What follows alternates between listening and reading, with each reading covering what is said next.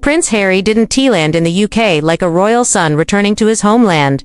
He arrived like someone on a mission, not of reconciliation, but of survival.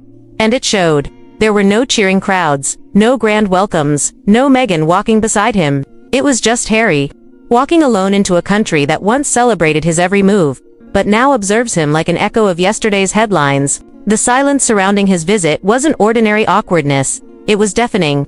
Because everyone already knew the real reason he had come back. Behind the palace walls, there was no warmth waiting for him. Insiders say the meetings were short, stiff, strictly business. No hugs, no breakthroughs, no heart-to-hearts, only formalities. The royal family may still pose for cameras when necessary, but behind closed doors they have not forgotten the Oprah revelations, the explosive memoir, the Netflix documentary, and the years of criticism Harry aimed at the very people he was now approaching again. Wounds like that don't heal over a handshake and a polite cup of tea. It's no secret that the palace has been steadily cutting financial ties. King Charles isn't looking at Harry through the lens of fatherly affection anymore. He is viewing him as both a risk to the family's image and a potential financial liability.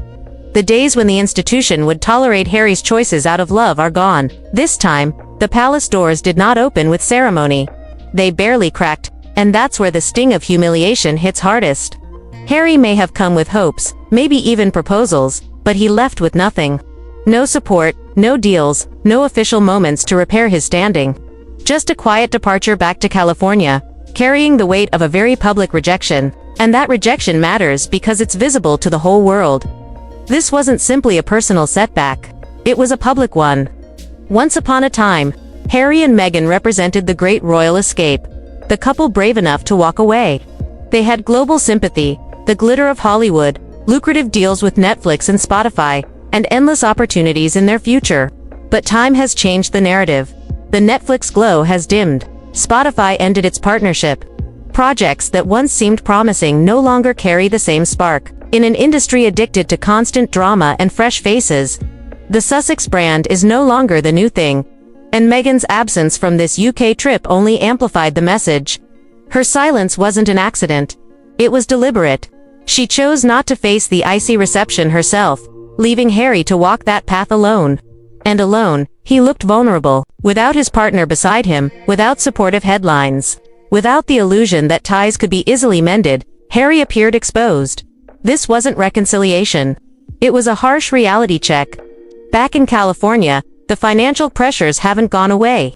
That Montecito estate, the security, the staff, the lifestyle, it all costs millions, but with fewer deals and fading interest, the money flow is no longer as secure as it once seemed.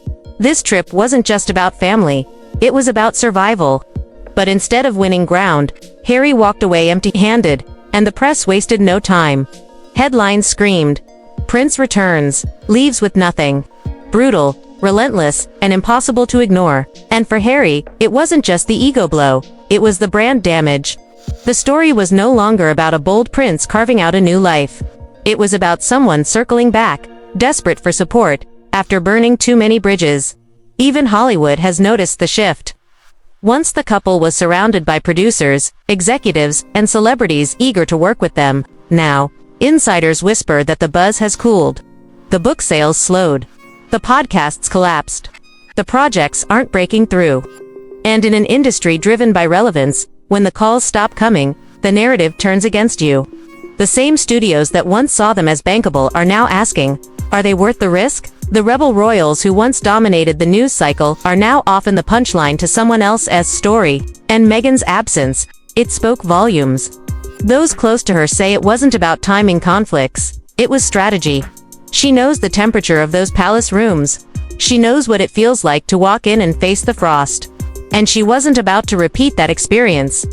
Not without complete control of the narrative. Her silence told its own story.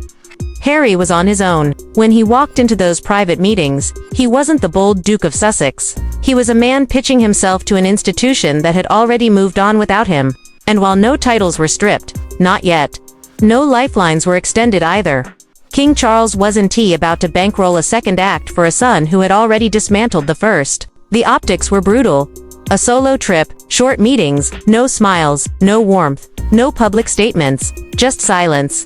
And silence, in royal terms, says more than words ever could. Not only about the family's stance, but about Harry's shrinking position within it. Social media noticed, too. Timelines filled with memes, old clips, and sarcastic captions. Guess Netflix stopped paying. So much for independence. Comments like these spread faster than sympathy. And in the court of public perception, ridicule can be fatal. Harry is caught between two worlds, unwanted by the one he left, and overlooked by the one he tried to join.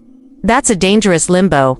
It drains relevance, erodes credibility, and chips away at image. Unless something drastic changes, he risks becoming a man without a cause, without influence, and without the spotlight that once seemed guaranteed. The independence he championed now looks less like freedom and more like isolation. The truth he promised to tell has been drowned out by contradictions, and the story he thought he could control has taken on a life of its own. Meanwhile, Meghan is reportedly recalibrating. New projects, fresh branding, perhaps another documentary-style release. But the climate has shifted. Audiences aren't as forgiving. They've watched the cycle repeat. The dramatic reveal, the sympathetic headlines, the carefully crafted narrative. It no longer lands the same way. Even their circle of supporters has shrunk. Once surrounded by A-list friends and industry heavyweights, their network appears thinner. In Hollywood, reputation matters. But so do results. And the results, lately, have been disappointing. The bigger threat isn't anger from the public. It's indifference. The public has started to move on. New royals, new celebrities, new scandals have taken center stage, and Harry, once the heart of a global story, is beginning to look like yesterday's headline. That's more dangerous than being disliked.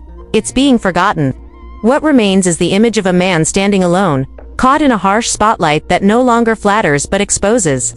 A man whose past words echo louder than his present actions. A man returning to doors that no longer open, while the ones he built abroad slowly close as well. He thought he was choosing freedom, but freedom without foundation has left him drifting. He thought he was choosing truth, but now the truth is turned against him. And as silence lingers from the palace and Hollywood grows quieter, one question remains. How long before the spotlight fades completely?